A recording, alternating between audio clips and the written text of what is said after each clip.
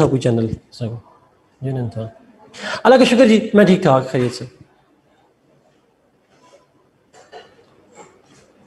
Okay, हम Karl Marx शुरू करेंगे आज।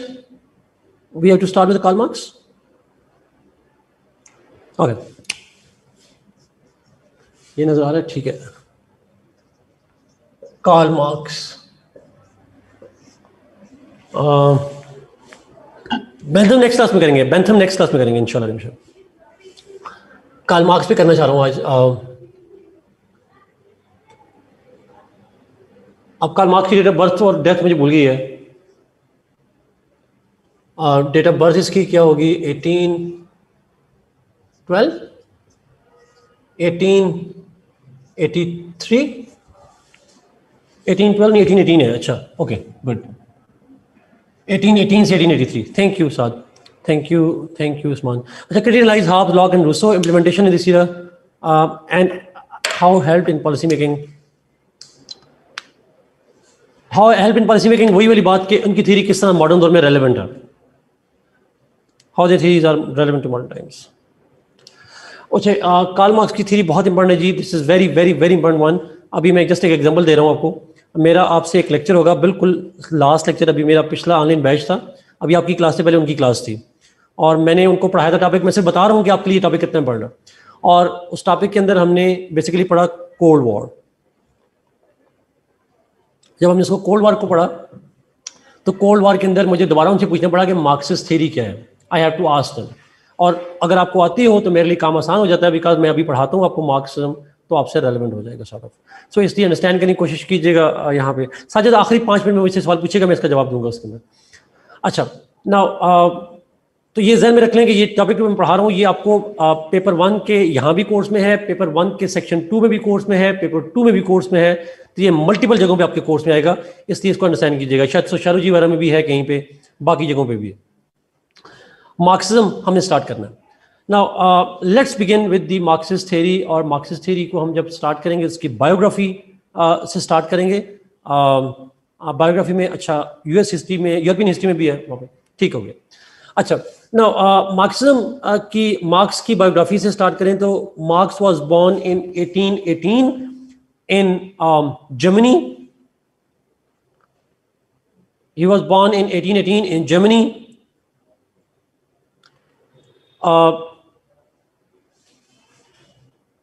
He got his basic education in science and philosophy.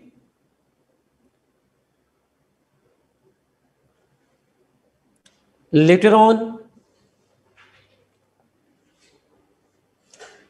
he studied law and philosophy.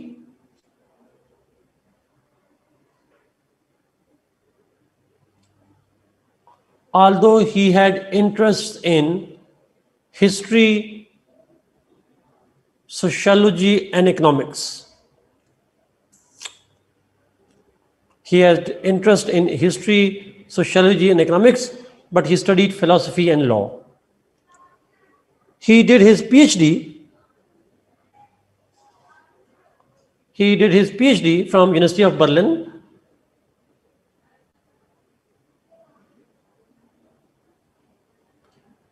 He did his PhD from University of Berlin.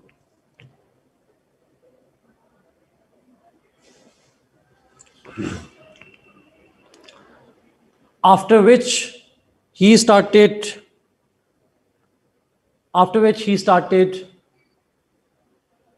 writing and publishing a magazine. After which he started writing and publishing a magazine.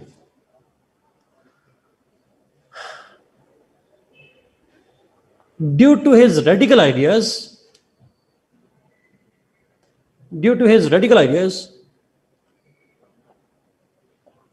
he was threatened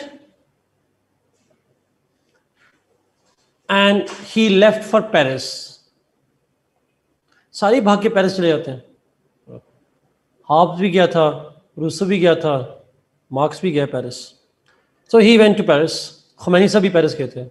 खाली हमारे London चले जाते हैं। Exactly, but philosopher सारे जो वहाँ चले जाते हैं।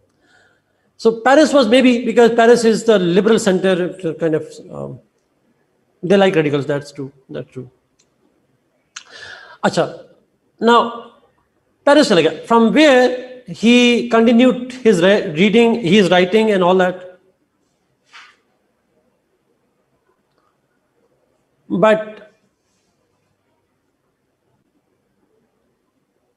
his radical ideas never let him stay at one place for a longer period of time.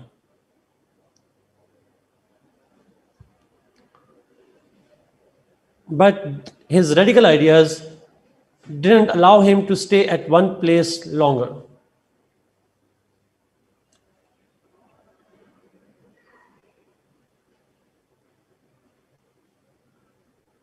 Acha. No, this is life. This is life. During this time, he made a friend. During this time, he made a friend जिसका नाम था Frederick Engels, F.E.N.G.E.L.S. Engels.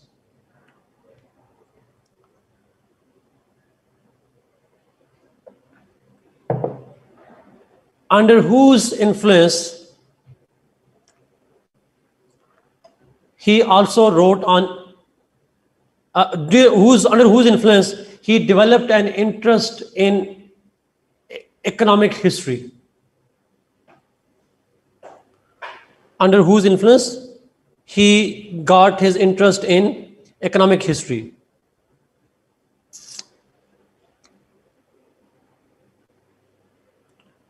मैं फिर repeat करूं जी. He made a friend, Frederick Engels, जो ऊपर हमजा ने नाम लिखा, and under whose influence he got an interest in the economic history.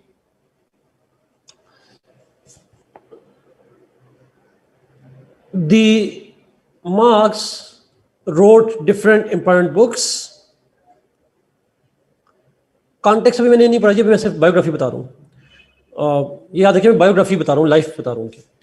So during his life he wrote several books. दो किताबें बड़ी इंपॉर्टेंट हैं. One book that he co-authored with Engels. एक बुक उसने एंजल्स के साथ लिखी जिसका नाम है The Communist Manifesto.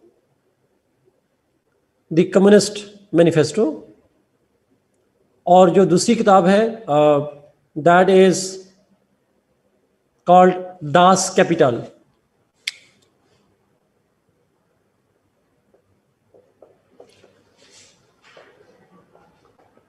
Das Kapital का मतलब होता है The Capital. Okay, Das Kapital, The Capital. इसको इंग्लिश ट्रांसलेशन में करेंगे The Capital. ये जर्मन वर्ड है The Capital. ये उसकी दो वेल नोन किताबें हैं. हम दोनों किताबों से उसकी थ्योरी को डिराइव करेंगे, Das Kapital से और कम्युनिस्ट मैनिफेस्टो से. कम्युनिस्ट मैनिफेस्टो जॉइंटली पब्लिश की थी एंजल्स के साथ. Das Kapital खुद लिखी. That's what it is. Is it clear? That's a brief biography and he died in 1883. मर गया 1883 में, जान छूटी. Yes, he taught, he different profession में. एक जगह टिका ही नहीं ना उम्र. कभी पढ़ाना, कभी लिखना, कभी भागना. मतलब he had all kind of different roles. Exactly this one. So somehow he played a different roles, you know. उसके different रहे हैं role. But teaching, reading, writing, that was the mainstay of his. और वो publish भी करता रहा different magazines वगैरह. But he never got the chance to stay on press. नहीं, there was an impact on lawyer, I guess. Mohammad Taimur, मैंने बताया था कि he studied law and philosophy. I did talk about his subject, law and philosophy. Yes. Okay. So philosophy. His interest was history, economics, and philosophy. But different रहे हैं उसके अंदर.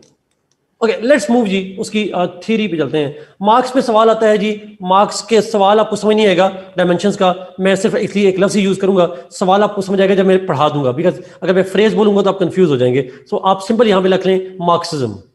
Simple उसकी philosophy समझ लें मार्क्सिज्म. बट एक दो term और भी इस्तेमाल हो सकती हैं, वो मैं आखिर में बताऊंगा आपको जाके. मार्क्सिज्म थ्योरी जो है वो उसकी। अच्छा, मार्क्सिज्म थ्योरी किसके बारे में है? मैं एक सिंपल सा जुमला बोलूंगा ताकि आपको समझ आ जाए, उसी जुमले का कॉन्टेक्स्ट होगा।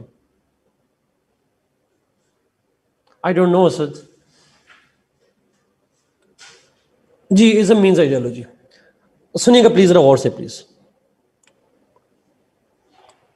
मार्क्सिस्ट की जो फिलॉसफी है, मार्क्सिज्म की जो थ्योरी है, it is actually about understanding, simple 3 लफ्ज हैं।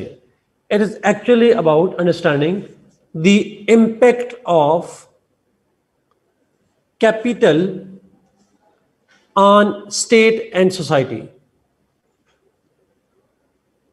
Marxist theory is about understanding a relationship between the capital and its impacts on state and society.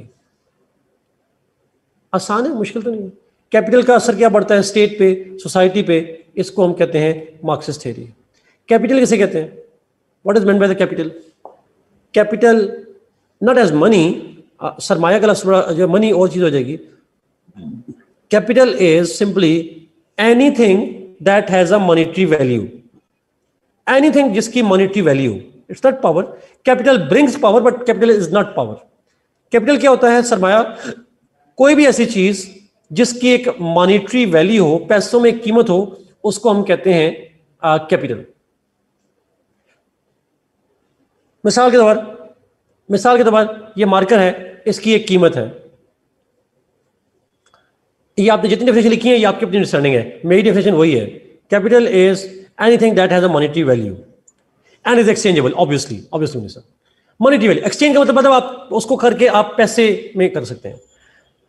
अच्छा, अब सुनिएगा प्लीज। मार्कर है, इसकी एक वैल्यू है, फर्ज करें 40 रुपीज है, that is called capital.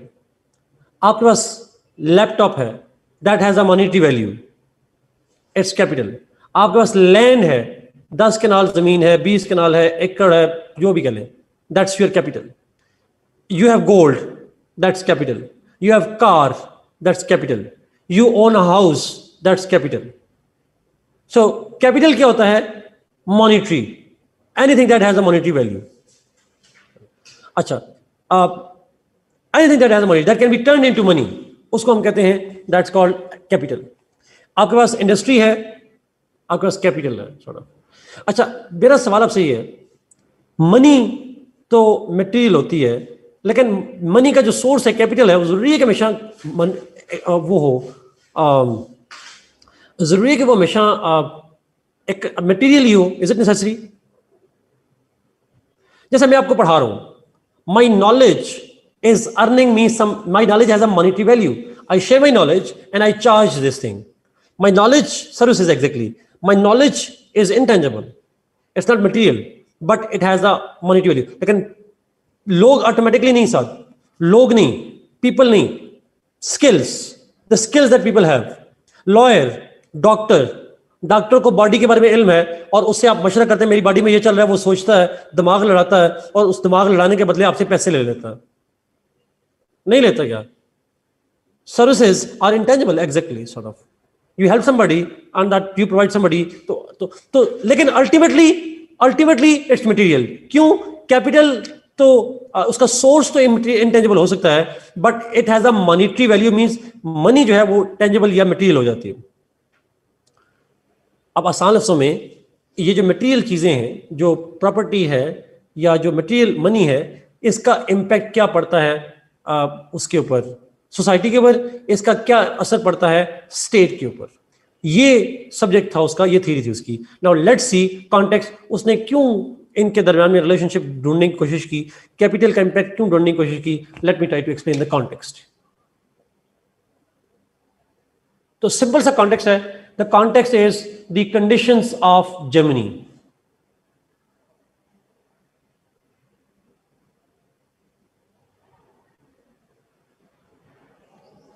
Conditions of Germany, जी exactly sir, yes, conditions of Germany. Germany में क्या हो रहा था? What was happening? Now Marx was living at a time when Europe was witnessing the rise of industrialization.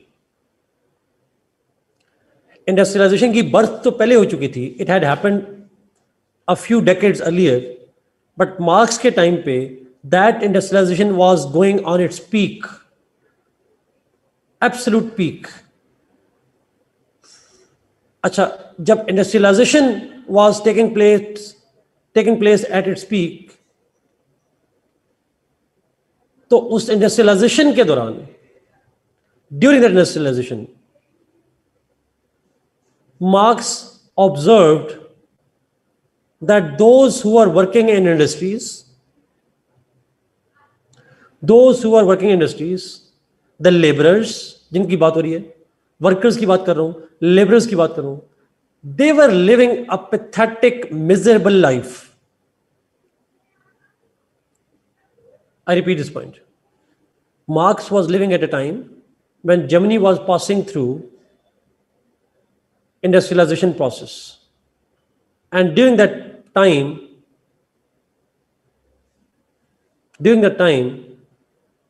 he observed that the people, the ordinary people, the workers, industrial workers, they were living a miserable, pathetic life. And they were exploited by their owners. जो industry के owners थे, they were exploiting them. Exploitation क्या मतलब? उनसे सारा दिन काम लेना, asking them to work longer and harder, and giving them back very little. He also observed that the owners of industries were getting rich and rich and rich. The owners were getting richer, but the workers were getting poorer.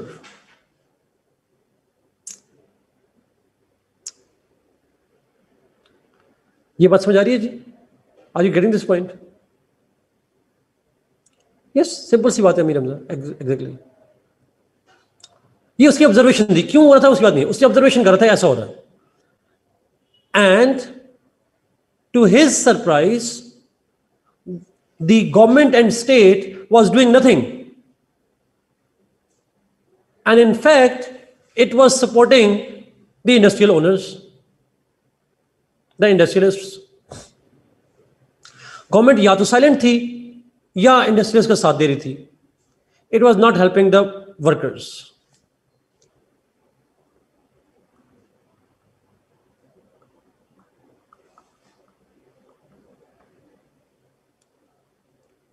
Marx,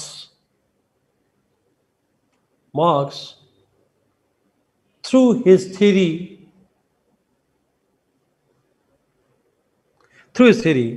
wanted to free the workers. Through his theory, wanted to free the workers from capitalists and the state that backed them. मैं फिर repeat करूं. Marx, through his theory, wanted to free the people from the capitalists, the industrial owners, and the state which was backing them.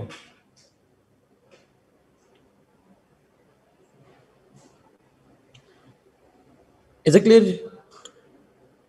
उसका basic idea था कि लोगों को freedom दी जाए. किससे?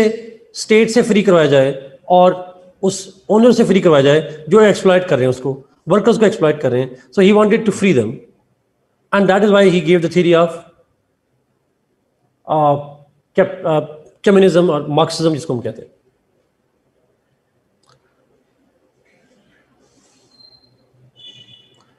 कैसे करेगी अभी देखते हैं. थ्योरी पढ़ते हैं, थ्योरी कैसे करती है.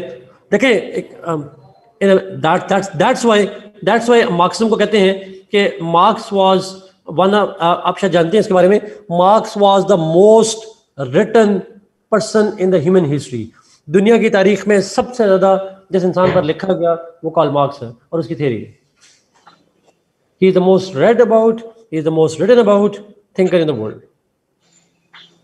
जी, to overthrow the capitalism and establish socialism, तो ये तो नहीं कहूँगा, लेकिन but still, मानता कोई नहीं उसकी, बहुत सारे लोग मानते हैं जी. Anyway, there are lots of, you know, Russia नहीं है, मैं आऊँगा उसके बाद में आऊँगा उसके बाद. Yes, that's true, Harim, absolutely. He has influenced दुनिया की 1/3 states ने adopt किया उसकी ideology को, sort of. आपने आपको साइलेंट कर दें, म्यूट कर दें जी प्लीज. आवाज किसकी आ रही है? ओके, ग्रेट जी. To let's begin the theory, फिर आते हैं उसके ऊपर कि उसकी क्या चीज है सब.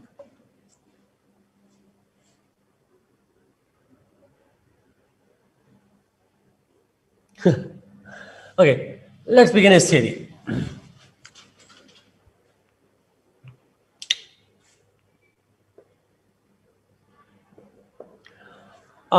We can divide Marx theory into 4 main points. Marxism theory को हम 4 points में डिस्कस कर सकते हैं. The first one is the economic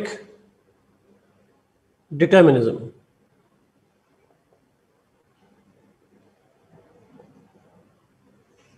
The first part is economic determinism. आसान है, कोई लफ्ज़ मुश्किल नहीं है. ये इसकी टर्मिनोलॉजी बड़ी मुश्किल है मार्क्स की, बट उसको समझना इतना मुश्किल नहीं है, बस आसान है. क्योंकि हमारी सोसाइटी में चीज़ें होती हैं, इसलिए आसान होता है समझना. अच्छा, छोटी सी एग्जाम्पल इसके बताओ. इकोनॉमिक डिटर्मिनिज्म का मतलब क्या है? It simply means, Karl Marx की थ्योरी है ये, मेरी नहीं है. अच्छा, अब जो बात करूंगा मैं कार्ल मार्क्स की, जो बात कार्ल मार्क्स की नहीं होगी, मेरी अपनी इंटरप्रिटेशन होगी, मैं आपसे कहूंगा ये बात.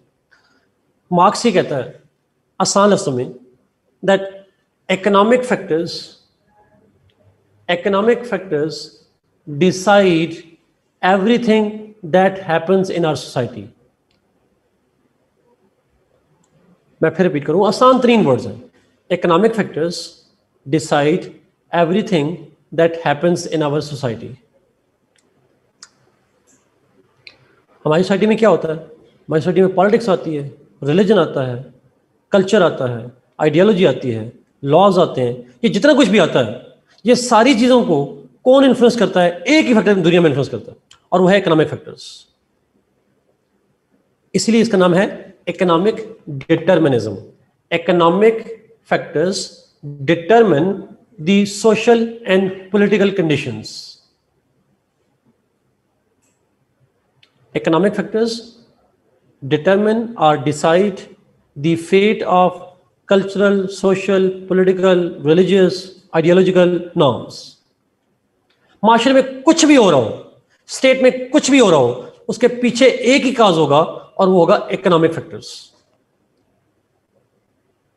ये लफ्ज़ी मतलब समझ में आ गया इसका? कैसे? अब हम एक्सप्लेन करेंगे, बट ये मतलब समझ आ गया इकोनॉमिक डिटर्मिनिज्म का? बिकॉज ये टर्म बच्चों को कंफ्यूज कर देती है. ये टर्म का मीनिंग आपको आना चाहिए, ये वो कहना चाह रहा है. ओके, लेट्स सी क्यों, कैसे, you know, how he believe. अच्छा, यहां पे बिफोर आई गो ऑन, एक वर्ड और जो किताबों में लिखा होगा, रीडिंग में लिखा होगा, आप कंफ्यूज हो जाएंगे. इकोनॉमिक फैक्टर्स मटेरियल होते हैं या नॉन मटेरियल होते हैं? आर दे मटेरियल और non material? They are material. Economic का मतलब होता है study of wealth.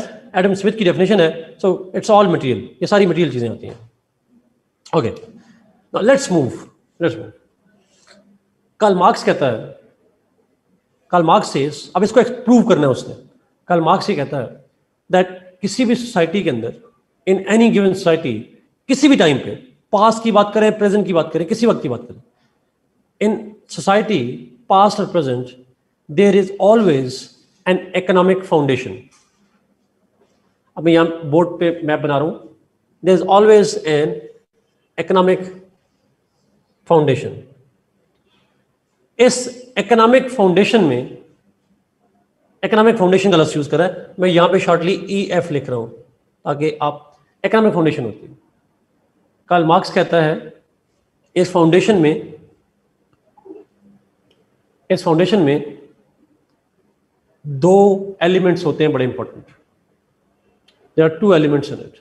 One, the factors of या एलिमेंट्स ऑफ प्रोडक्शन.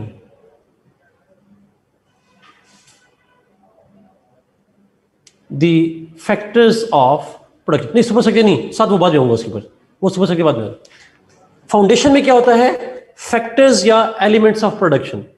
अब ये आप अगर आप गौर से सुनेंगे ना तो आपको बड़ी आसानी से समझ आ जाएगी, आपको सवाल पूछने की ज़्यादा जरूरत नहीं पड़ेगी। इसलिए तो ये मार्क्स लिखेंगे तो समझ नहीं आएगी, सुनेंगे तो ज़्यादा समझ आएगी।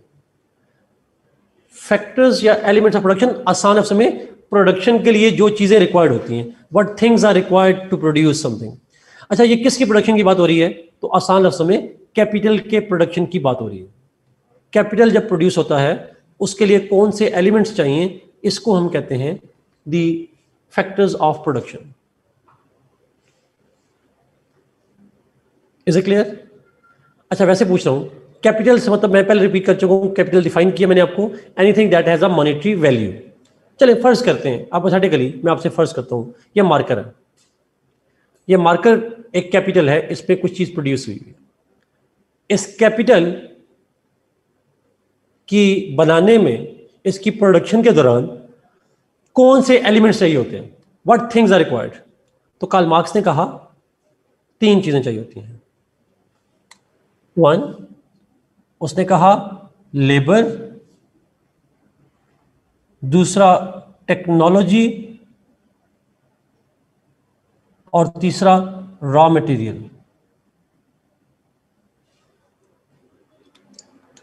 3 दोस्तों जो वैल्यू एडिशन करते हैं, यस, ये इनपुट है, ये basically the elements that are preconditions कह लें।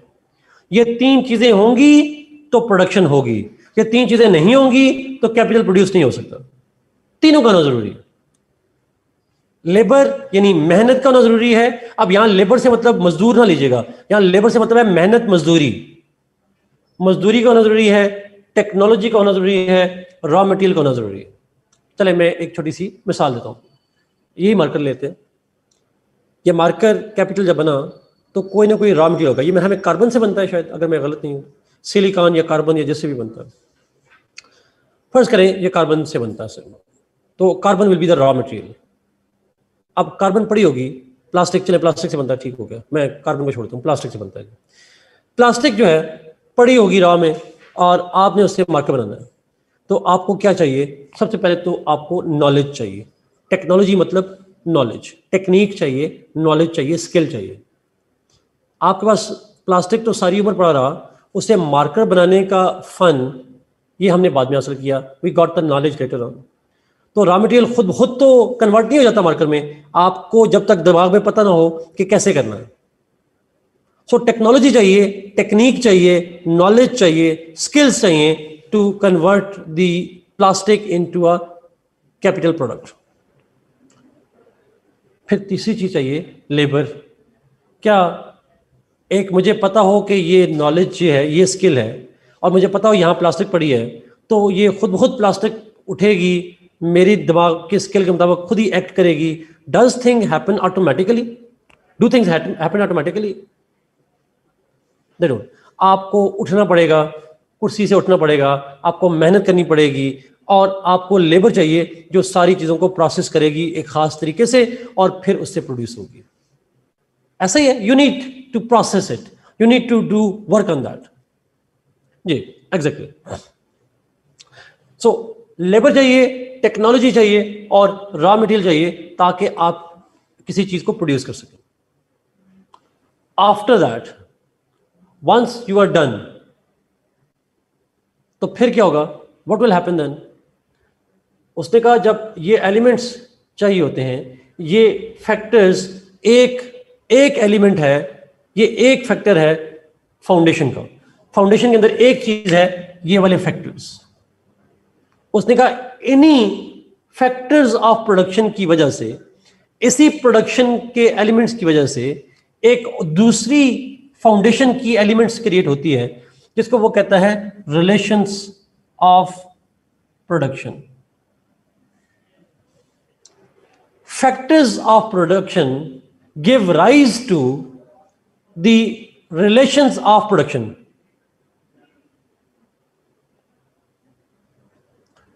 मैं एक दफा फिर रिपीट करता हूं, इकोनॉमिक फाउंडेशंस नहीं, मैंने तो देखिए यहां पे बोर्ड पे देखिएगा, यहां पे लिखा हुआ है इकोनॉमिक फाउंडेशन। ये पूरा डब्बा एक फाउंडेशन है, ये पूरा डब्बा एक फाउंडेशन है। फाउंडेशन कहते हैं बुनियाद।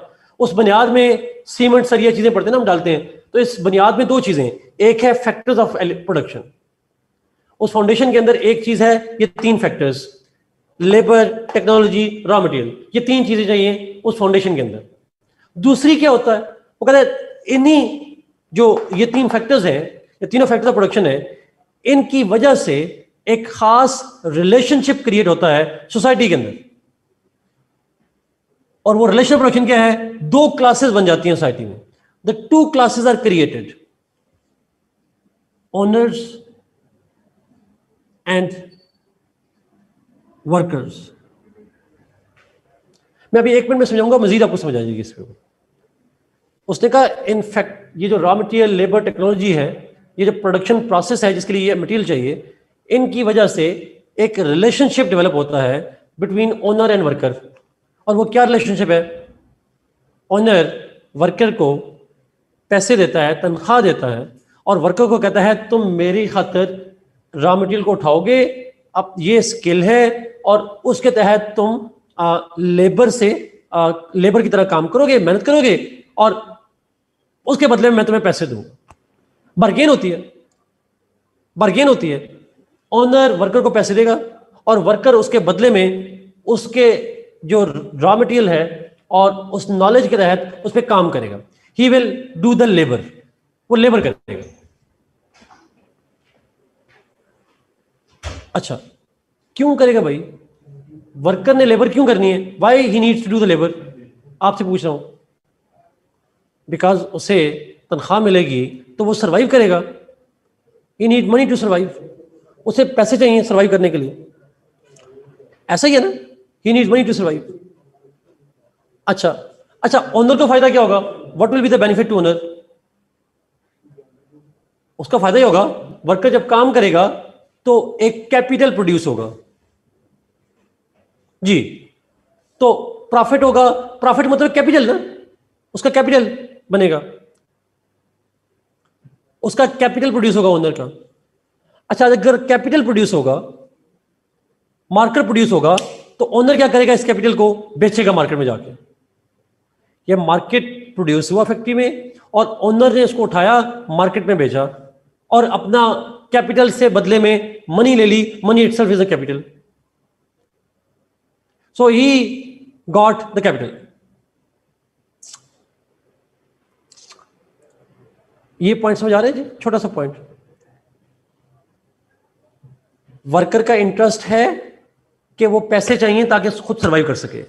ओनर का इंटरेस्ट है कि वो क्या करता है, फिनिश गुड जब बन जाती है उस फिनिश गुड से मार्केट में बेचता है, वो अपना कैपिटल ले लेता है। विन विन हो जाती है, दोनों का सर्वाइवल हो जाता है। यहां कार्ल मार्क्स कहता है, यहां पे मेन पॉइंट यहां वाला, ये वाला। कार्ल मार्क्स कहता है both need capital. Exactly, Karl Marx कहता है कि जो ओनर है वो ओन करता है सारे प्रोसेस को और वर्कर मजबूर है ओनर के काम करने के लिए, बिकॉज वर्कर के सर्वाइवल है। दोनों को सर्वाइवल चाहते हैं, दोनों को कैपिटल चाहिए ताकि सर्वाइव कर सके।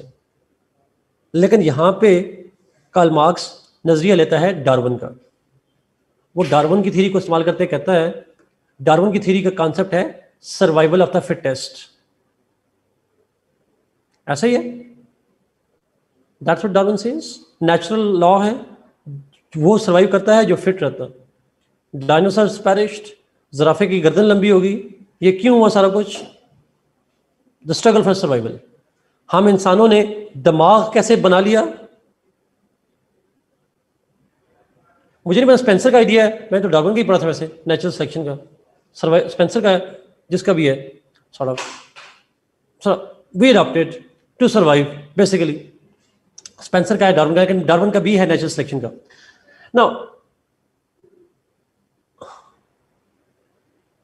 ओके, डार्विन प्रोपोनेंट है, बट चलें हम डार्विन का ले लेते हैं, डार्विन से ही ले लेते हैं। May be is not the founder, मैं फाउंडर का लफ्ज़ यूज नहीं करूंगा, डार्विन का आइडिया लेते हैं वहां से। अच्छा, वो कहता है जो ओनर है उसको पता है if he wants to maximise the chances of survival, he needs to maximise his capital. जिसके पास कैपिटल ज्यादा होगा वो सर्वाइव ज्यादा करेगा। The one who has more capital will more likely to survive. तो ओनर क्या करता है, वो कैपिटल प्रोड्यूस करता है, प्रॉफिट लेता है, और ताकि अपनी सर्वाइवल को इंश्योर कर सके। वर्कर भी यही करता है, वो भी काम इसलिए करता है ताकि सर्वाइवल हो सके उसका। नाउ तो इसी दोनों के बेनिफिट के चक्कर में एक सोशल रिलेशनशिप बनता है ओनर एंड वर्कर का। Owner orders, workers obey. Owner ने कहा ये काम करो, वर्कर को करना पड़ता है। कमांड एंड ओबे, मास्टर एंड स्लेव, एक रिलेशनशिप बन जाता है दोनों के दरमियान, बॉस और worker, simple relationship, and boss is always right, सुना होगा आपने। So this is how it works out, owner worker का रिलेशनशिप। उससे क्या कैपिटल प्रोड्यूस होता रहता है, काम चलता रहता है दुनिया में। लेकिन यहां पे एक प्रॉब्लम है, ये दोनों मिलकर क्या बनाते हैं, both of them make up what he calls economic foundation. तो इकोनॉमिक फाउंडेशन क्या है? इकोनॉमिक फाउंडेशन वो foundation, it simply means, economic foundation means the elements of production, it means elements of production and the social classes that are created by it। और उसकी वजह से जो social classes create होती हैं, ये दोनों चीजें मिलकर बनाती हैं economic foundation.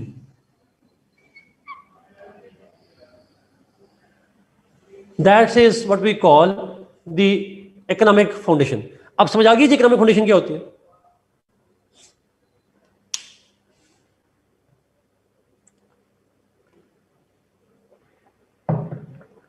It's a simple logic. Elements of production and the relations of production, ये दोनों मिलकर बनाते हैं इकोनॉमिक फाउंडेशन।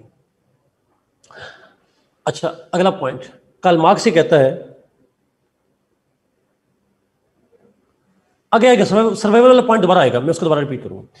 कार्ल मार्क्स ये कहता है कि ओनर को लगता है कि उसको थ्रेट है, फॉर एग्जाम्पल, कि जो वर्कर्स हैं वो उसके खिलाफ रिवॉल्ट कर सकते हैं। The workers might revolt against him. Owner को लगता है उसे रॉ मटेरियल चाहिए, ओनर को लगता है उसे टेक्नोलॉजी नॉलेज चाहिए, उसको कैपिटल प्रोडक्शन के लिए बहुत सारा काम करना पड़ता है। He can't do it alone, वो अकेला कर नहीं सकता। वर्कर को भी कंट्रोल करे, प्रॉफिट भी कमाए, रॉ मटेरियल भी लेकर आए, टेक्नोलॉजी भी डेवलप करे, उसके लिए मुश्किल है।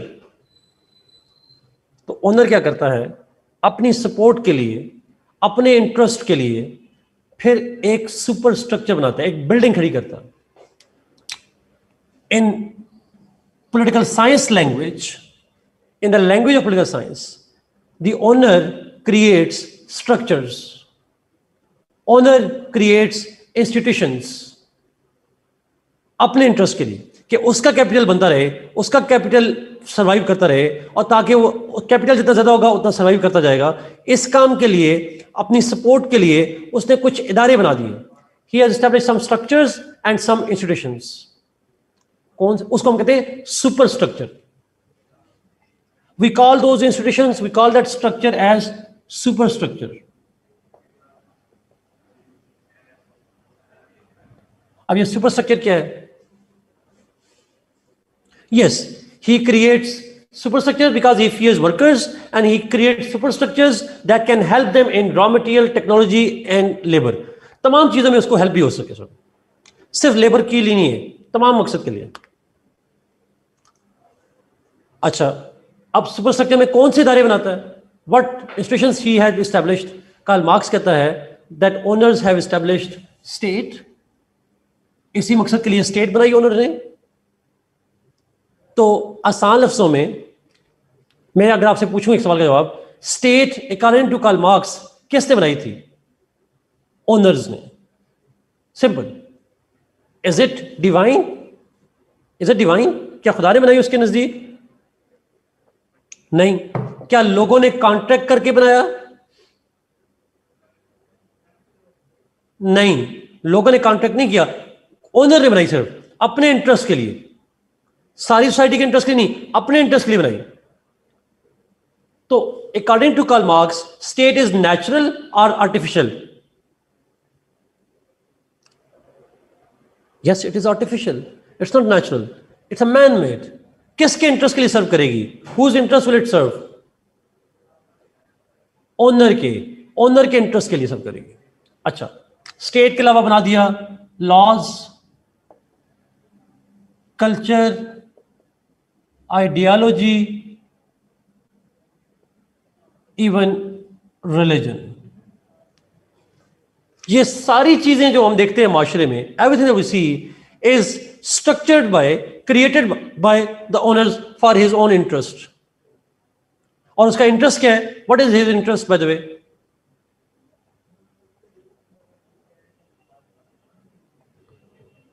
कैपिटल है, सर्वाइवल है। Capital is again not the end, the end is survival. That's how it is. Yes, capital, profit, earn. The owner has created state, he has created law, he has created culture, ideology, government, religion, etc., etc., etc. सब कुछ इस्तेमाल है। उसने कहा इनको इस्तेमाल करता है, वो इन्हीं चीज़ों को इस्तेमाल करता है टेक्नोलॉजी बढ़ाने के लिए, वो इन्हीं चीज़ों को इस्तेमाल करता है रॉ मटेरियल के लिए, वो इन्हीं चीज़ों को इस्तेमाल करता है वर्कर्स को कंट्रोल करने के लिए। And this entire is called super structure. यह सोसाइटी का सुपर स्ट्रक्चर है। तो आसान लफ्ज़ों में सुपर स्ट्रक्चर किसको सपोर्ट करता है? वर्कर या ओनर? ओनर को सपोर्ट करता है। Not both, absolutely not both. Worker के लिए तो है ही नहीं ना। मैं कहता रहूं बार बार, ओनर ने बनाया अपने इंटरेस्ट के लिए, वर्कर का तो नाम निशान, वर्कर बेचारे तो चुप करके काम कर रहे हैं, ओनर ने अपने इंटरेस्ट के लिए बनाया। मैं एक छोटी सी मिसाल दूं आपको, पेपर में लिखिएगा नहीं, एक छोटी सी मिसाल बताइएगा, जरा पूछिएगा। मैं चाह रहा हूं आपको जरा समझा दूं। जब कार्ल मार्क्स कह रहा था कि स्टेट बनाई है ओनर ने, मेरा आपसे सवाल ये है, छोटा सा सवाल का जवाब दीजिएगा। जब यहां इंडिया में ईस्ट इंडिया कंपनी आई थी, वो गवर्नमेंट की कंपनी थी या प्राइवेट कंपनी थी? ईस्ट इंडिया कंपनी प्राइवेट थी। जब ईस्ट इंडिया कंपनी के खिलाफ इंडियंस ने बगावत की, तो उस प्राइवेट कंपनी को सपोर्ट करने कौन आया था? Who came? British government, British state. क्यों? Because state has to protect the owners, owner के इंटरेस्ट को। एग्जैक्टली। अच्छा, वैसे आपसे छोटा सवाल पूछूंगा, आखिरी सवाल। मैं चाह रहा हूं कि आप जरा इसको जरा समझेगा भी प्लीज। अच्छा, आप मेरा सवाल दीजिएगा जवाब। गवर्नमेंट क्या करती है? सरकारी यूनिवर्सिटियों में, आप में से बहुत से लोग यूईटीज वगैरह में सरकारी यूनिवर्सिटी में पढ़ रहे होंगे, आपकी एजुकेशन को सब्सिडाइज करती है। ऐसा ही है? It creates a talent in you. आपके ऊपर खर्च करती है स्टेट, आपकी इनक्यूबेटर बनाएं जी, लैब बनाएं जी, टेक्नोलॉजी डेवलप करें, सारा कुछ। और आप जब नॉलेज लेकर आते हैं तो आप जाते किसके प्रॉफिट में इजाफा करते हैं? स्टेट के या कंपनीज के?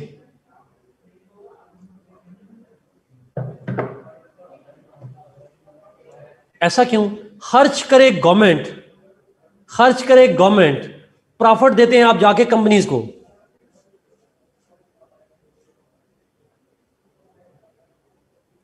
ऐसा क्यों होता है? गवर्नमेंट कहती है हमारे पास जॉब्स नहीं है, सरकारी नौकरियां नहीं है, आप जाएं जाके प्राइवेट सेक्टर में काम करें। This is indirect profit for state, I am not agreed, but direct profit for owner. Indirectly state. Are you sure state strong होती है या कंपनी स्ट्रांग होती है? जितने मर्जी। वैसे आपसे पूछ रहा हूं, मलक रियासत पावरफुल है या पार्लियामेंट पावरफुल है?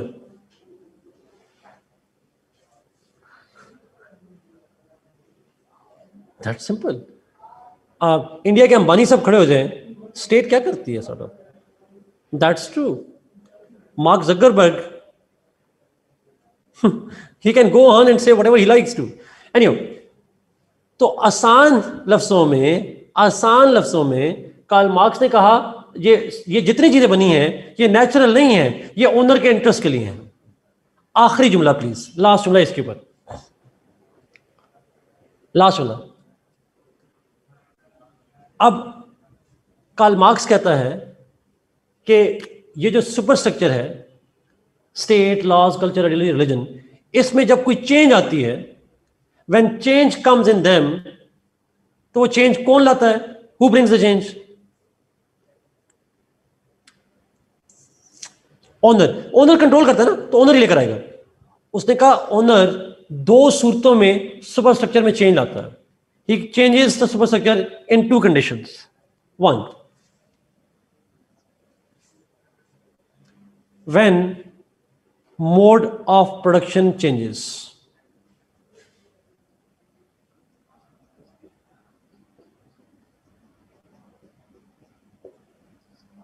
When mode of production changes. अब ये मोड ऑफ प्रोडक्शन से क्या मतलब है? अब जरा इस पॉइंट को सुनिएगा, क्योंकि ये थोड़ा कॉम्प्लिकेटेड आपको लगेगा शायद, लेकिन आप सुनिएगा प्लीज। प्रोडक्शन किसकी बात हो रही है? Whose production are we talking of? हम कैपिटल की बात कर रहे हैं, कैपिटल के प्रोडक्शन की बात कर रहे हैं, रॉ मटेरियल से कैपिटल प्रोड्यूस करने की बात कर रहे हैं। अच्छा, फर्ज करें मोड ऑफ प्रोडक्शन से मैं जरा एक्सप्लेन करना चाह रहा हूं। हम एग्रीकल्चर को जानते हैं, एग्रीकल्चर में कैपिटल प्रोड्यूस होता है। Do we produce capital in agriculture? Obviously yes. चीनी, गन्ना, गंदम, मकई, जो भी है वहां प्रोड्यूस होता है और उसकी एक वैल्यू होती है। गन्ना मार्केट में चला जाता है, आटा मार्केट में चला जाता है, गंदम, मकई वगैरह जो भी होते हैं ये मार्केट में चले जाते हैं। तो is it not that agriculture is one mod of production? वहां कैपिटल प्रोड्यूस हो रहा है जमीनों में। अच्छा, अगला सवाल, क्या इंडस्ट्री में भी ऐसा ही कैपिटल प्रोड्यूस होता है या वहां मेथड डिफरेंट है, मोड डिफरेंट है?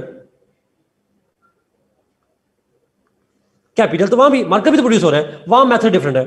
तो आसान लफ्जों में एक है एग्रीकल्चर मोड ऑफ प्रोडक्शन, एक है इंडस्ट्रियल मोड ऑफ प्रोडक्शन। दोनों में कैपिटल प्रोड्यूस हो रहा है, बट डिफरेंट तरह से प्रोड्यूस हो रहा है, डिफरेंट तरह का कैपिटल प्रोड्यूस हो रहा है। Did you get this point जी? मोड ऑफ प्रोडक्शन से क्या मतलब है? वो जरिया जिस जरिए से कैपिटल प्रोड्यूस होता है उसको हम कहते हैं मोड। और मैंने दो एग्जांपल दे दी, एक एग्रीकल्चर मोड है, एक इंडस्ट्रियल मोड है। डिफरेंट रॉ मटेरियल का भी है, मेथड का भी है, टेक्नोलॉजी का भी है। रॉ मटेरियल भी डिफरेंट होता है, टेक्नोलॉजी भी डिफरेंट होती है, और लेबर का इस्तेमाल भी डिफरेंट होता है।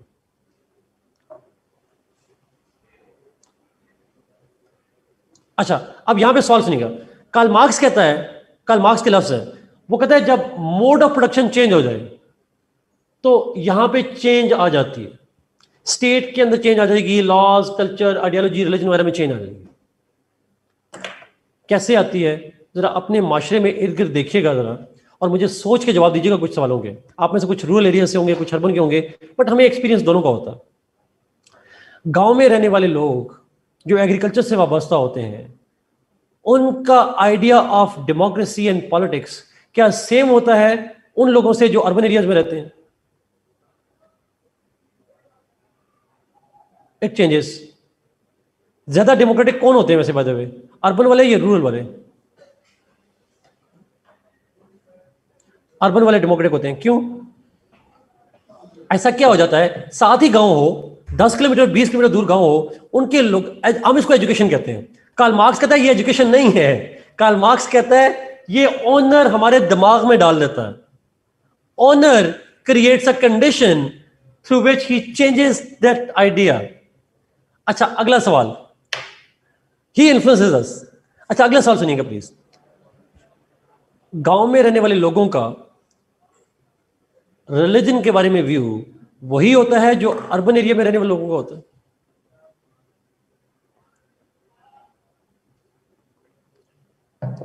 Entirely different one. ज्यादा कंजर्वेटिव कौन होते हैं?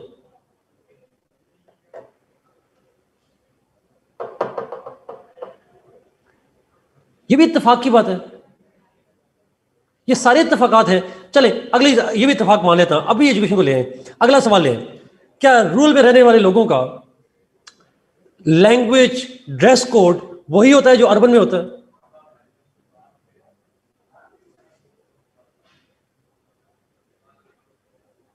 Y culture changes from rural to urban? एक मोड से दूसरे में जाए, एंटायरली डिफरेंट वन। अच्छा, अब यहां पे मसला ये है, कार्ल मार्क्स कहता है, अगर सुनिएगा प्लीज, अब सुनिएगा, रूरल एरिया में ओनर कौन है? रूरल एरिया में कौन है ओनर? लैंडलॉर्ड। और अर्बन एरिया में कौन है? इंडस्ट्रियल ओनर, ऐसा ही है। अच्छा, अब आप फॉर एग्जांपल मैं मिसाल दूं छोटी सी, एग्जेक्टिव्स, आप रूरल एरिया में हैं, आप सूट बूट पहन के क्या आप लैंडलॉर्ड के प्रॉफिट में इजाफा कर सकते हैं? अगर आप सूट बूट पहनना शुरू कर दें तो उसे कैसे लोग चाहिए जो ना सोच सकते हो, मेहनत करने वाले हो, मक्खन खाने वाले हो। हम कहते हैं गांव में मक्खन होता है, बड़ी खालिस चीज है भाई। वो ओनर वर्कर चाहता है आप खाएं, ओनर वो चाहता है आप अच्छा खालिस खाएं, सब कुछ खालिस खाएं। He wants you. अगर आप वीक होंगे उसका काम कैसे करेंगे? लेकिन एक शहर में रहने वाले जो इंडस्ट्रियलिस्ट है, उसको वो लोग चाहिए जिनका फिजिकली कुछ हो ना हो, दिमाग तेज हो। वो मक्खन खाए ना खाए, बादाम जरूर खाएं। वो एनर्जी ड्रिंक्स पीते हो। That's the idea. एग्जैक्टली, इसका मतलब है एग्जैक्टली वरिया, एब्सोल्युटली यही डायलेमा है आपको। That's a simple idea. अच्छा, मेरी दूसरी सवाल, गांव का कल्चर लिबरल होता है या अर्बन एरिया का कल्चर लिबरल होता है?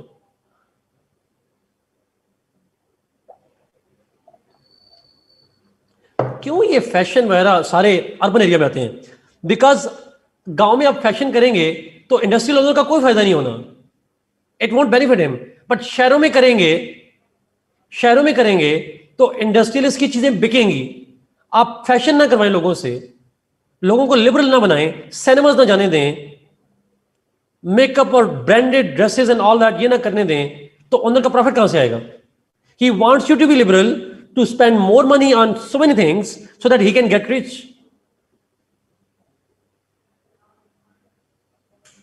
That's a simple idea. That's how it works out. अगर अर्बन एरियाज में कंजर्वेटिव माहौल आ जाए, अगर अर्बन एरिया में माहौल आ जाए, मैंने जीन्स और ये शर्ट्स ना पहनी हो, तो उनका कैसे बने? तो the idea is, Karl Marx कहता है, अगर मोड ऑफ प्रोडक्शन ओनर को लगता है कि एक मोड ऑफ प्रोडक्शन से दूसरे मोड में जाता है, और वो जाता इसलिए है ताकि प्रॉफिट ज्यादा बढ़ा सके, प्रॉफिट टेकिंग के लिए, and therefore to when he changes the mode of production he changes the superstructure. हमें लग रहा होता है कि मुझ में जमहूरियत आ रही है, वो जमहूरियत नहीं होती, वो ओनर के इंटरेस्ट चेंज हो रहे होते हैं। हमें लगता है हमारा माशरा लिबरल हो रहा है या कंजर्वेटिव हो रहा है, वो ओनर के इंटरेस्ट होते हैं। हमें लगता है कि हमारा रिलीजन बड़ा अच्छा हो रहा है या बुरा हो रहा है, इंटरेस्ट किसके होते हैं? बकौल कार्ल मार्क्स के, ओनर के। Exactly Hira, Karl Marx gave this explanation why we see social change, why we see the political change, और उस सारे के पीछे इंटरेस्ट होते हैं, economic interest of the owner. तो मैं अगर वन वर्ड में शुरू में कहा था, economic factors determine or decide everything that happens in a society. Was he right?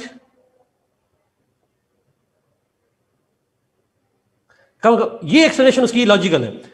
इसी एक्सप्लेनेशन पे वो कहता है that economic factors affect everything that happens in our society. He proves that. हम उसे एग्री करें ना करें अलग बात है, but he says it. दूसरी चीज, सेकंड, उसने कहा सुपरस्ट्रक्चर में चेंज तब आती है जब ओनर वर्कर में क्लैश आता है। When there is clash between the owner worker, दोनों में कॉन्फ्लिक्ट आ जाए, क्लास कॉन्फ्लिक्ट आ जाए, तो ओनर क्या करता है? सुपरस्ट्रक्चर में चेंज ले आता है। ही अडॉप्ट स्टेट, उस स्टेट में कुछ चेंज ला जाएगा, लॉज में चेंज ले आएगा, कल्चर, आइडियोलॉजी, रिलीजन में कुछ चेंज ले आएगा, so that he can confront and continue to control the workers. वो अपनी ओनरशिप कायम रखे, अपनी हेजेमनी कायम रखे, और वर्कर्स को कंट्रोल करने के लिए, उनको खुश करने के लिए, उनको उनकी सबऑर्डिनेशन को इंश्योर करने के लिए ही ब्रिंग्स चेंजेस हियर। तनख्वाहें बढ़ा देगा, बोनस दे देगा, सोशल सिक्योरिटी दे देगा, इंश्योरेंस दे देगा। पर्पस क्या है? और वो करेगा स्टेट के थ्रू। गवर्नमेंट कहेगी जी हमने मिनिमम इनकम बढ़ा दी, गवर्नमेंट कहेगी हमने मजदूरों के हकूक के लिए ये काम कर दिया। वो बेसिकली पीछे ओनर चाहता है कि ऐसा हो ताकि वर्कर्स उसके खिलाफ रिवोल्ट ना करें। so that workers don't revolt against him. Scholarship भी देगा exactly. It's a बेवकूफ बनाने वाली बात. So he, in order to ensure that workers continue to be workers, वो यहाँ पे थोड़ी चेंज ले आता है. लेकिन वर्कर्स को, अगर वर्कर्स रिवॉल्ट करने की कोशिश करेंगे, उन्हें पैसिफाई करने के लिए ही ब्रिंग्स चेंजेस. मजदूरों के मुतालबात मान लिए गए. That's true, Ali. That's true. True. अच्छा, ये दो फैक्टर्स होंगे तो ऊपर चेंज आएगी. This entire debate is called economic determinism. Please tell me you got this point.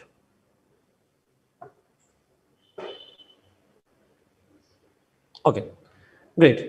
Let me go to the next point ji. Next point पे जाता हूँ. After explaining this economic determinism, इसकी तस्वीर ले लें ताकि आपको समझ आए. आप इसकी तस्वीर ले लें प्लीज, अगर आप लेना चाह रहे हैं. आप भी ले लें प्लीज. ये बात बच्चों के पास शायद नहीं होगा, तो ये आपने पेपर में बनानी है चीज, डायग्राम.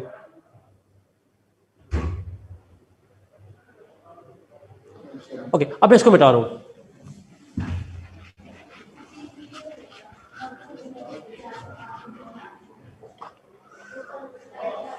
जी डब्बा बनाना है, ये डब्बा, ये फाउंडेशनल डब्बा बनाना. अच्छा, after this he explains the concept of surplus value. He explains the surplus value. अच्छा,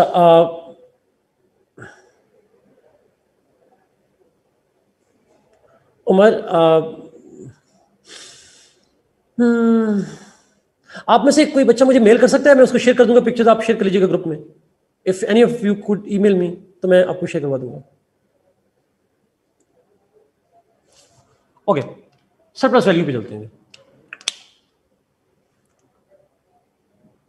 नहीं, जिनके पास मेरा ईमेल एड्रेस किसी के पास होगा ऑलरेडी पड़ा हुआ, मुझे अगर सेंड कर देंगे तो मैं कर दूंगा. अच्छा, आगे चलते हैं सरप्लस वैल्यू पे. ओके, नाउ सरप्लस वैल्यू से क्या मतलब है, ये आइडिया अंडरस्टैंड कीजिएगा जी, ठीक होगा. अच्छा, होता है इस तरह से है कि कार्ल मार्क्स ने कहा कि, अच्छा मैं पहले आम समझा लूं फिर इसको प्रॉपर वर्ड्स में जाता हूं. कार्ल मार्क्स ने क्या कहा वो समझ नहीं आएगी, मैं पहले समझा लेता हूं. फर्ज करें ये मार्कर है जी. मार्कर की कीमत, ये कैपिटल है, इसकी कीमत है 40 रुपए. 40 रुपए में मुझे मिला है, मैंने परचेज किया 40 में. इस 40 रुपए में ओनर की कास्ट भी होगी, ऐसा ही है, कास्ट भी होगी और उसका प्रॉफिट भी होगा. कास्ट प्लस प्रॉफिट मिलाकर कीमत 40 बनी होगी, ऐसा ही है.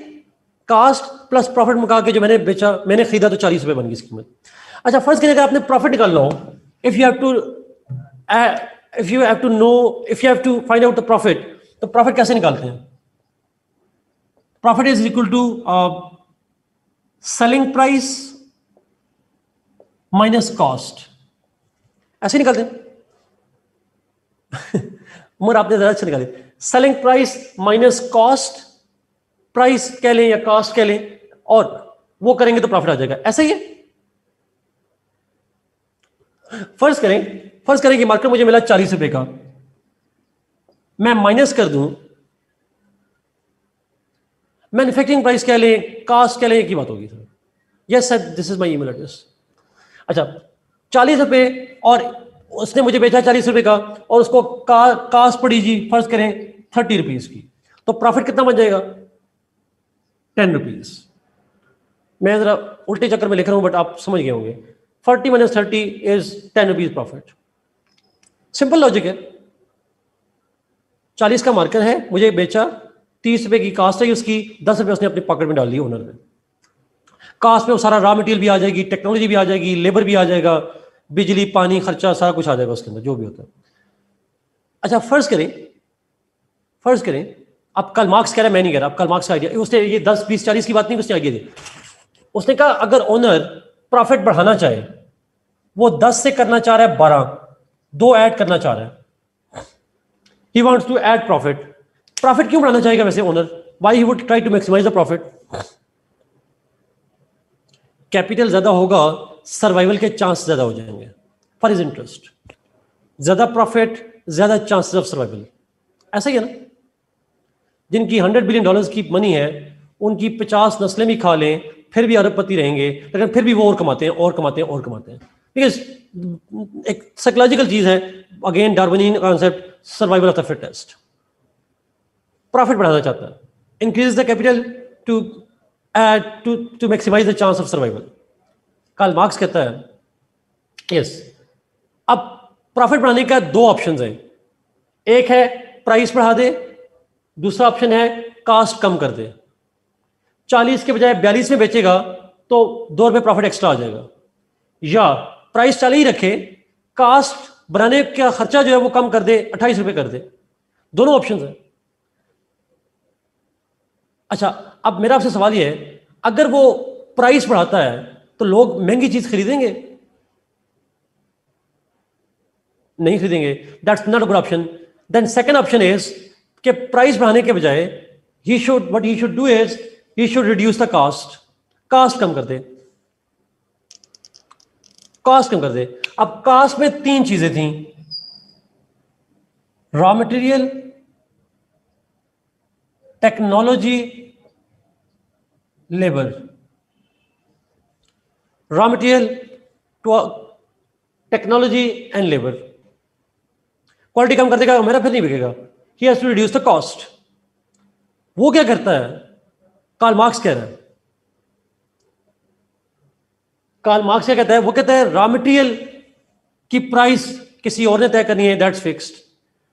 Technology fixed. उसने कहा लेबर जो है, जो मजदूरी है मजदूर की, उसको कम किया जा सकता है, वेजेस कम किए जा सकते हैं। क्यों? कार्ल मार्क्स ये कहता है कि ओनर को मजदूरी, जो मजदूर की मजदूरी होती है, the labour of the worker, उसकी एक नेचुरल डिफेक्ट का पता है। He knows a natural defect in the value of the labour. और वो क्या? Yes Saad, absolutely, it's perishable. Absolutely perishable क्या होती है जी चीज? What is meant by perishable?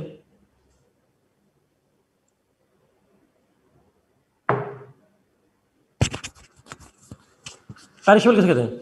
जो जल्दी एक्सपायर हो जाती है, which expires, which has a expiry date. अच्छा, टाइम सेंसिटिव होता है। अच्छा सुनिएगा प्लीज, आप मजदूर हैं, आप दिहाड़ी का 800 रुपये लगाते हैं। आपकी बात नहीं कर रहा, आइडिया दे रहा हूं। If somebody works for 8 hours, he earns 8 घंटे काम करेगा, लेट्स सपोज उसे 1000 मिलता है मजदूर। अगर वो एक दिन काम ना करे, अगले दिन काम करेगा, तो उसे अगले दिन का 1000 रुपये मिलेगा। If he does not work for 8 hours, तो उसकी जो लेबर करने की वैल्यू थी 1000, it is lost. Can he get back those 8 hours?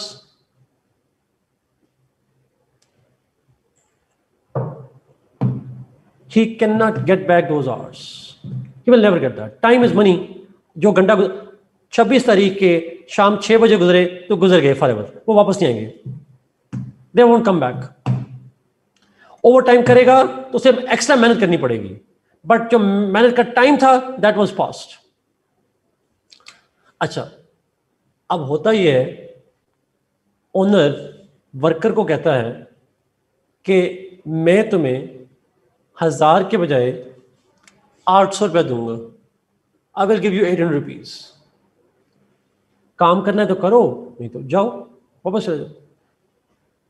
अच्छा, उससे लेबर कितनी लेनी है? उससे जो लेबर होगी उसकी एक मॉनेटरी वैल्यू होती है, मेहनत की वैल्यू है।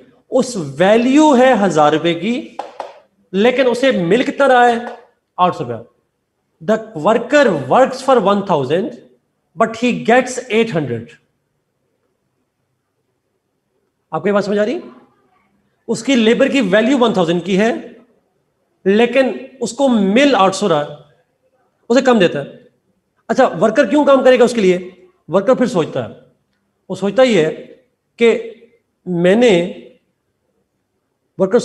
मैंने अगर काम ना किया, 1000 की खातिर मैं 1000 रुपये चाहता हूं, वो 800 दे रहा है, अगर मैंने काम ना किया मैं घर जाऊंगा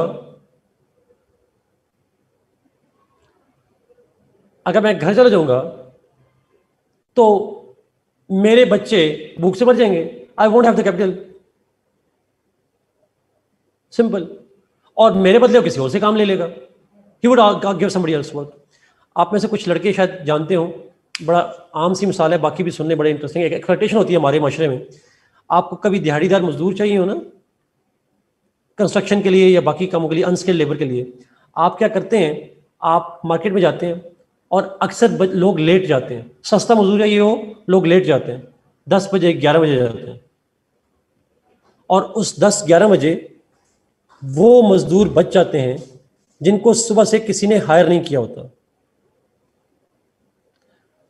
जो मजदूर हायर हो जाते हैं उनकी तो उस दिन की हो जाती है, वैल्यू आ जाती है। और 10-11 बजे जब आप जाते हैं, वो मजदूर बैठे होते हैं जिनको बेचारे के, और वो परेशान बैठे होते हैं कि अगर आज की दिहाड़ी ज़ाया हो गई, बच्चों को खिलाएंगे क्या।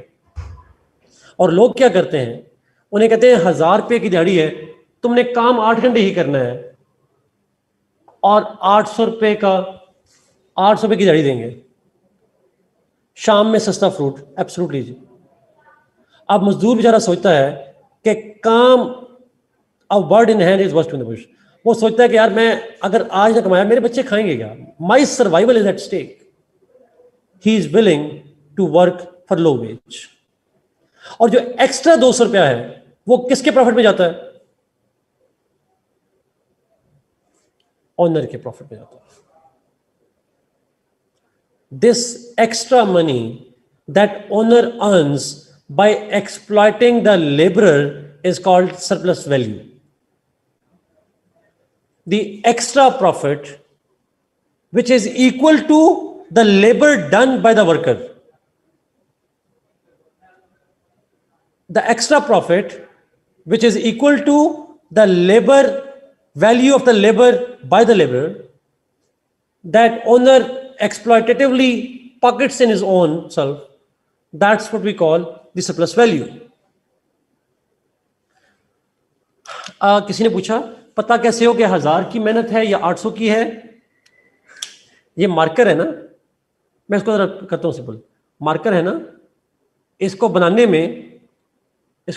में आपने रॉ मटेरियल डाला, आपने लेबर की वैल्यू निकाली, आपने कहा कि ये लेबर की वैल्यू इस रेट से निकालेंगे तो इसकी कास्ट बन रही है 30 रुपीज। तो आपने निकाल ली ना लेबर की वैल्यू, कि रॉ मटेरियल इतने का आया, मजदूरी इतनी दी, सबको मिलाकर इतना खर्चा आया। तो उससे आपको पता चलेगा कि आपने रॉ मटेरियल इतने का आया था, लेबर की वैल्यू कितनी थी, आपने डाल दी। अब 1000 रुपए की उसने मेहनत की और आप उसके बदले में उसे दे रहे हैं 800 रुपया,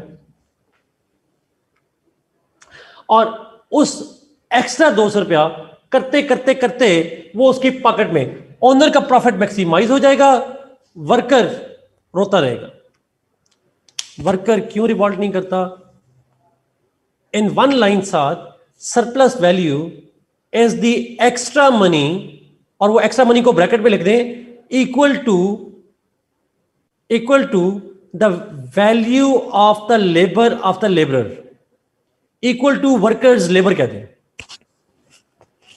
extra money bracket equal to the value of labour which is pocketed by the owner by exploiting the labourer. वो जो काम करवाया 1000 रुपए का, उसे दिया 800 रुपया, और जो एक्स्ट्रा पैसे जेब में डाले उसको हम कहते हैं सरप्लस वैल्यू, ओनर। और वो क्यों कर पाता है? इसलिए बिकॉज मजदूर को लगता है कि अगर मैं नहीं करूंगा काम, कोई और कर लेगा, और मेरे पास पैसे नहीं आएंगे तो मेरे बच्चे खाएंगे क्या, उसके सर्वाइवल का खतरा है। और आप ये रोडों पे जाएं, रोड्स पे रोजाना हम ऐसे काम करते हैं, we all do the same thing almost on daily basis. वैसे बाय द वे, आपसे एक पूछूं छोटा सा सवाल, आप में से बहुत से लोगों ने नौकरी का इंटरव्यू देने गए होंगे, आपको नहीं कहा जाता कि इस काम के आपको 20,000 रुपए मिलेंगे। आप कहते हैं एक इंजीनियर को 20,000 रुपए, काम ज्यादा है, उसने करना है, कहता है करना है तो करो, लाइन में 10 बंदे और बैठे हुए हैं। जिसको आप कहते हैं ना salary negotiations. Why salary negotiation भाई? जब आपका लेबर की एक वैल्यू है तो why negotiations? That's corporate slavery. That's a simple idea. This is we sell not yourself, we sell ourselves. Umar yes it's a debate, but आप देखें कार्ल मार्क्स ही कहते हैं, कार्ल मार्क्स पे डाल दें, कार्ल मार्क्स पे डाल दें सारी सारी। कार्ल मार्क्स जो है वो कहता है जो ओनर है वो वर्कर्स को एक्सप्लॉइट करके एक्स्ट्रा वैल्यू अपने पॉकेट में डाल लेता है, and that is what we call the surplus value, exploitation. और अगर वर्कर कोई बात करे, वर्कर कोई रिवॉल्ट करने की कोशिश करे, तो सुपर स्ट्रक्चर है ना, पुलिस डंडे बरसाएगी, मजहब कहेगा सब्र करो, कल्चर कहेगा बुरी बात है। That's the dilemma. That's how he controls it, and he will be flexible.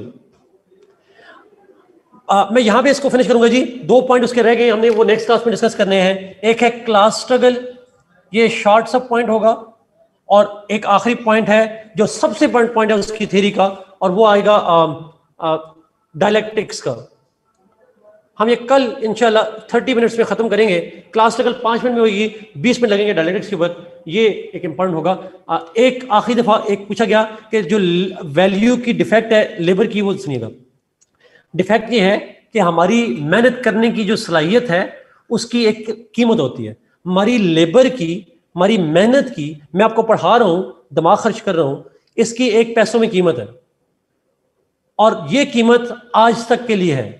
मैंने आज ना किया तो कल मुझे कल की मेहनत की वैल्यू तो मिलेगी, लेकिन आज की वैल्यू की कीमत लूज हो जाएगी, एक्सपायर, खत्म। That's called perishable. और इसी वजह से मुझे डर होता है कि आज मैंने ना मेहनत की तो मुझे आज पैसे नहीं मिलेंगे, कल की मेहनत के पैसे तो कल मिलेंगे, आज के पैसे तो मेरे लिए पक्के चले गए, we lost it, he will never get back that money. ये ऐसे ही सोच लें कि एक दिहाड़ीदार मजदूर जब घर पैसे लेकर नहीं जाता, अगले दिन मेहनत करेगा तो वो अगले दिन के पैसे कमाएगा, पिछले दिन के पैसे उसे कभी नहीं मिलेंगे। That's idea. एनीवे जी, आई गेस बेसिक आइडिया दे दिया। नेक्स्ट क्लास के अंदर इंशाल्लाह हम मजीद इस पे बात करेंगे। That's true Amna, that's true. समझ आइए आज की लेक्चर की? Did you get this point आज का? ओके, ग्रेट ग्रेट, ठीक हो गया जी। सी यू इंशाल्लाह टुमारो।